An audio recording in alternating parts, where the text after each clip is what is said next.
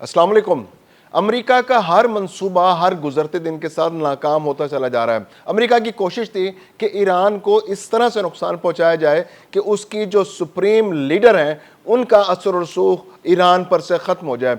जब आयतुल्लाह खामनाई शहीद हुए तो उसके बाद अमेरिका को यह तवक्को थी कि अब वहाँ पर जो मजहबी तबका है उसका कंट्रोल कम से कम होता चला जाएगा और वहाँ पर सियासी लोग कंट्रोल संभाल लेंगे, लेकिन ऐसा होता हरगिज दिखाई नहीं दे रहा, क्योंकि पूरी ईरानी कौम अपनी लीडरशिप के पीछे, सियासी लीडरशिप के पीछे और मजहबी लीडरशिप के पीछे मुत्तहिद दिखाई देती है। और आज होने वाले फैसलों ने अमरीकी मंसूबों का सफ़ा हस्ती से मिटा दिया है।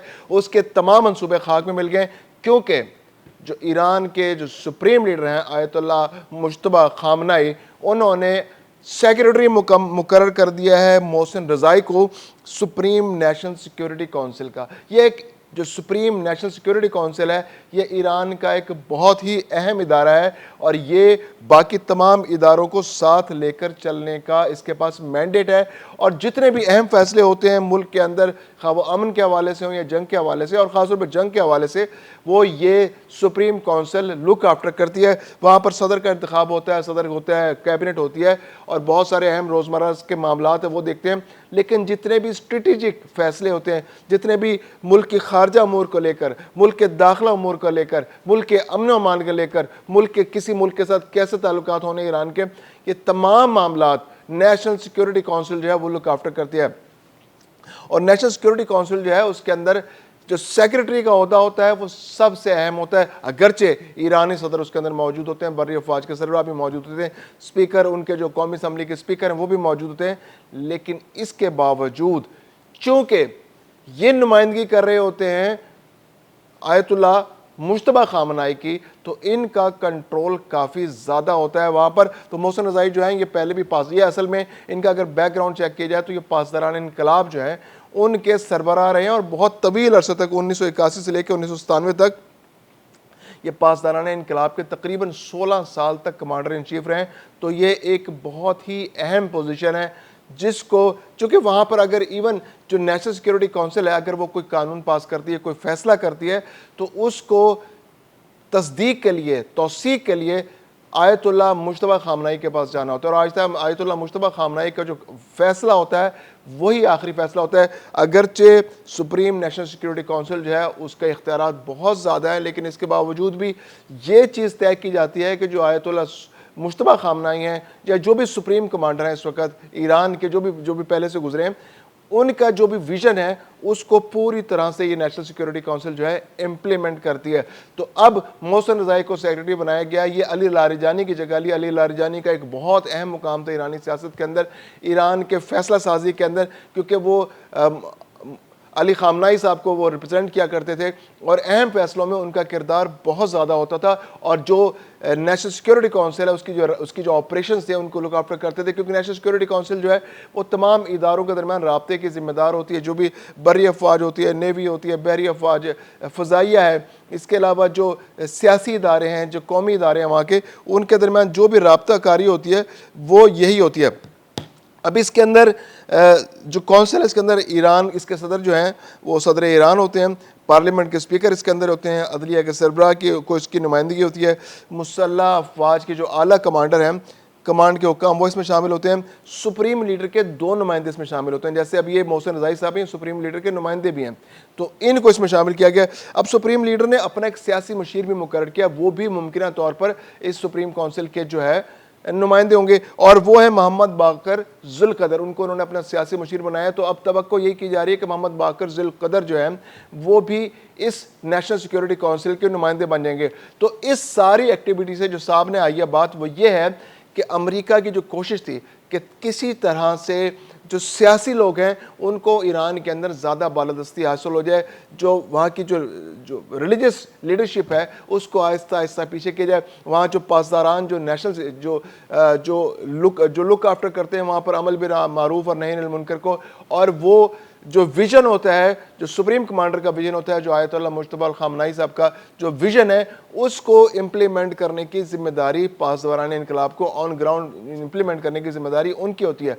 तो अब पासदारानी इनकलाब के एक साबिक सरबराह जो हैं वो ईरान की जो नेशनल सिक्योरिटी काउंसिल है उसके सेक्रेटरी बन गए हैं। तो एक दफ़ा फिर से पासदारान इनकलाब जो फ़ौज के एक पैरेलल इदारा है, लेकिन इसका काम यह है कि जो नज़रियाती हदूद हैं जो ईरान की उनको उनका तहफ़्फ़ुज़ करना, जो इनकलाब है उसका जो विज़न है, उसकी जो सोच है उसको पूरी तरह इम्प्लीमेंट करना और उसके बारे में किसी भी किस तरह की वायलेशन ना होने देना।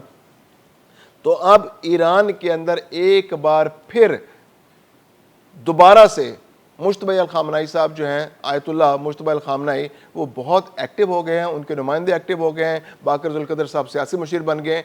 इसके अलावा जो मोहसिन रज़ाई हैं वो security council, national security council जो है उसके सेक्रेटरी बन गए हैं। तो ये बहुत अहम डेवलपमेंट है जो अमेरिका के लिए बहुत अच्छी खबरें नहीं अमेरिका के लिए। अमेरिका बहुत मायूस है।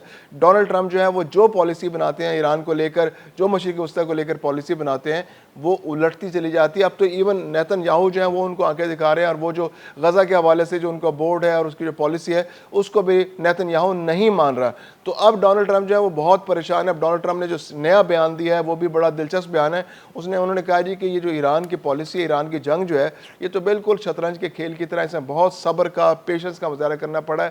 क्योंकि शतरंज के खेल में होता है कि आप कोई चाल चलते हैं तो अगला जो आपको मुखालिफ है आपसे अच्छी चाल चलता है, तो फिर आपको फिर नई चालें सोचनी पड़ती हैं, फिर आप नई चालें लेकर मैदान में आते हैं और आगे आपका जो मध्य मुकाबल होता है वो और नई चालों के साथ आपको चैलेंज कर देता है और ये खेल बढ़ते से बढ़ता चला जाता है और आखिर तक ये खेल जाता है। तो अब ईरान ने जिस तरह से इंटरसेप्ट किया अमेरिका को, जिस तरह से चैलेंज किया है और जिस तरह से उसके बालादस्ती को तस्लीम करने से इनकार किया है, तो अब अमेरिका के लिए मुश्किलात बढ़ती चली जा रही हैं। जो अमेरिकी सदर है डोनाल्ड ट्रंप, जिस तरह से वो पॉलिटिकल माइलेज इस सारे मामले से हासिल करना चाह रहे थे वो उनको हासिल होती दिखाई नहीं दे रही, क्योंकि उनके लिए नए से नए चैलेंजेस अब सामने आ रहे हैं। तो अब डोनाल्ड ट्रंप जो है वो फरमाते हैं कि जी ईरान की मुश्किलात तो बहुत बढ़ गई हैं, हम इस जंग के ज़रिए सियासी चालें चल रहे हैं, अब हम दबाव बढ़ा रहे हैं, हम ठीक है जंग में उस तरह से हम नहीं तबाही कर रहे हैं वहाँ पर, लेकिन हमने उनके लिए इतनी ज़्यादा माशी मुश्किलात पैदा कर दी हैं कि अब उनके पास पैसे वैसे ख़त्म हो गया, उनके पास उनका ख़जाना खाली हो चुका है, उनके पास तनख्वाहें देने के लिए पैसे नहीं हैं। अब वो तो अपने फ़ौजियों को भी पैसे नहीं दे पाते,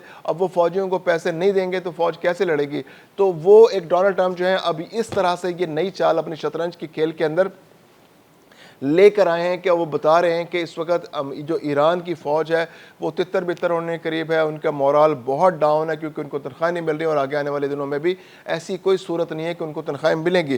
फिर जो नाकाबंदी है जो अमेरिका की जानिब से वो बहुत शिद्दत इख्तियार कर चुकी है। अब तक 55 जहाज़, बहरी जहाज़ जो हैं उनको अमेरिका वापस मोड़ चुका है, यानी उनको आबनाए हरमज़ के अंदर दाखिल होने से उसने रोक दिया है। फिर दूसरी जानब ईरान जो है वो भी अपनी तैयारी मुकम्मल किए बैठा है। जो ईरान के जो आर्मी चीफ़ हैं, उनके जो आर्मी चीफ़ हैं ब्रिगेडियर जनरल अली जहान शाही, उन्होंने कहा है जी कि अगर अमेरिका जो है वो बर्री फ़ौज, अपनी ज़मीनी फ़ौज जो है ईरान के अंदर उतारने का उसको शौक़ हो रहा है तो वो शौक़ ज़रूर पूरा करे, क्योंकि ईरान इस वक्त बिल्कुल तैयार बैठा है। क्योंकि कोई भी अमेरिकी फ़ौजी अगर गलती से भी ईरान के अंदर दाखिल हो गया तो वो ज़िंदा बच कर नहीं जाएगा। यानी कि ईरानी अफवाज जो तकरीबन 9 लाख के करीब अफवाज हैं ईरानी, जो यानी कि 6 लाख तो बाकायदा फ़ौज है, फिर इसके अलावा कुछ उनकी एडिशनल फ़ौज भी है, जो दस्ते ऐसे मौजूद हैं जो ज़रूरत पड़ने पर बुलाए जा सकते हैं। तो वो फ़ौज तैयार बैठी है और वो फ़ौज जो है ख़ास तौर पर अमरीकी फ़ौजियों के ईरान में दाखिल होने का इंतज़ार करिए कि जैसे ईरान में अमरीकी फ़ौज दाखिल होती हैं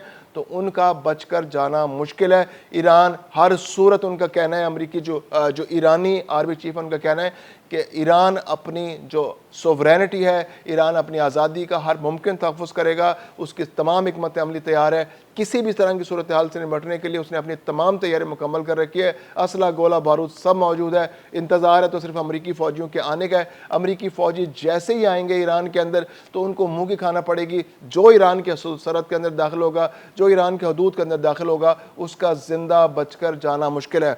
तो अमरीका ईरान जंग जो है वो अब नए मोड्स में आते जा रहे हैं। अब डिप्लोमेसी के अंदर चालें चली जा रही हैं, शतरंज की खेल खेला जा रहा है, अमेरिका दबाव बढ़ा रहा है, ईरान किसी तरह दबाव कबूल करने को तैयार नहीं है। ईरान ने अपने आप को दोबारा से रिस्ट्रक्चर कर लिया है, अपने उसकी जो लीडरशिप शहीद हो गई थी उसकी जगह नए नुमाइंदे मुंतखब कर लिए। आर्मी चीफ की जगह आर्मी चीफ आ गए, पासदारान इनकलाब के लीडर जो शहीद हुए थे उनकी जगह नई लीडरशिप आ गई।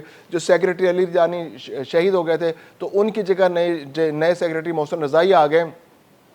इसके अलावा जो अली खामनाई शहीद हुए थे उनकी जगह उनके बेटे मुश्तबा अली खामनाई आ गए, तो अब दोबारा से जो नेशनल सिक्योरिटी काउंसिल है ईरान की, उसने अपना कंट्रोल मुकम्मल मजबूत बना लिया है। नेशनल सिक्योरिटी काउंसिल के तहत ही मुल्क चल रहा है, जो एक अमेरिका तवक्को कर रहा था कि वहाँ पर सियासी लोग ईरान के सदर की जो सरबराही में अपनी लीडरशिप और पार्लियामेंट के जरिए कंट्रोल बनाने में कामयाब हो जाएंगे, तो अमेरिका का वो ख्वाब पूरा होता दिखाई नहीं दे रहा।